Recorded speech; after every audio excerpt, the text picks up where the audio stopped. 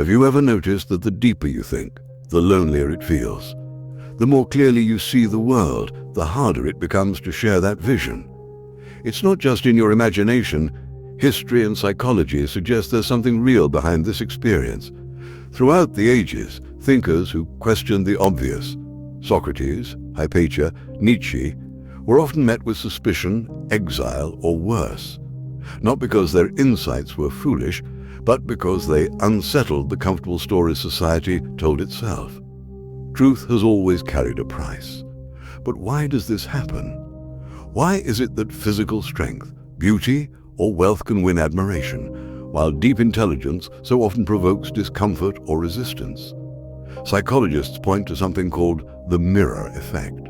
When someone is stronger than us, we can admire their muscles without feeling personally attacked. When someone is wealthier, we may envy them, but our identity remains intact. But intelligence is different. Our thoughts, our beliefs, our ability to make sense of the world, these are tied directly to who we are. So when we encounter someone who sees further than we do, their very presence reflects our limitations back to us. And that reflection is hard to forgive. This is why deep thinkers often feel like outsiders. They don't even need to boast or argue. Simply existing as someone who questions, doubts, or digs deeper is enough to trigger discomfort in others. Conversations stall. Rooms grow quiet. People turn away, not always out of hostility, but out of self-protection. And yet, strangely, society often rewards confidence over depth.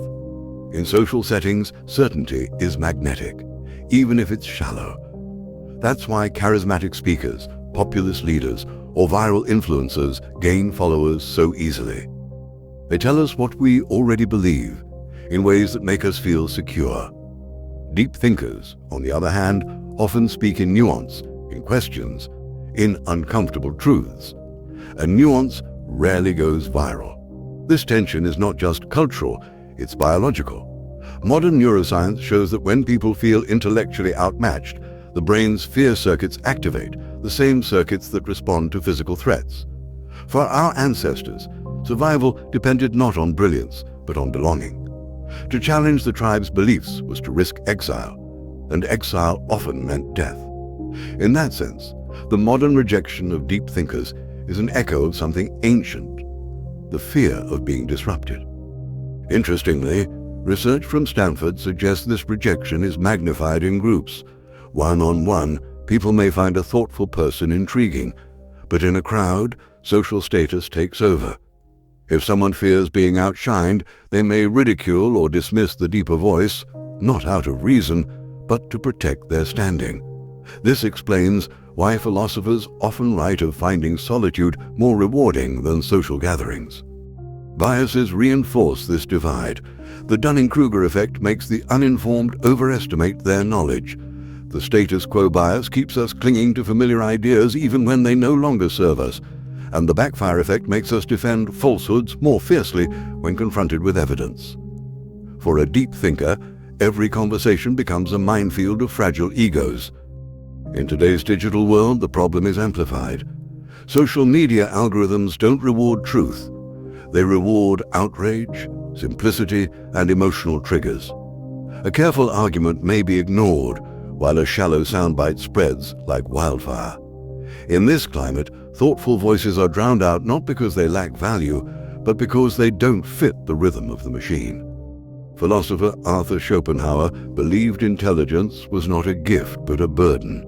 Ordinary life, he argued, is guided by the will to live, a drive for comfort, pleasure, and survival. But those who develop a will to truth can't help but pierce the illusions that keep others content. The result is often alienation, while most find meaning in gossip, ambition, or entertainment. The thinker sees these as distractions from deeper questions, and so feels estranged from the very society they inhabit. This is the paradox. Intelligence sharpens awareness, but awareness can separate us from others. The more clearly you see, the harder it becomes to play along with the illusions that hold groups together.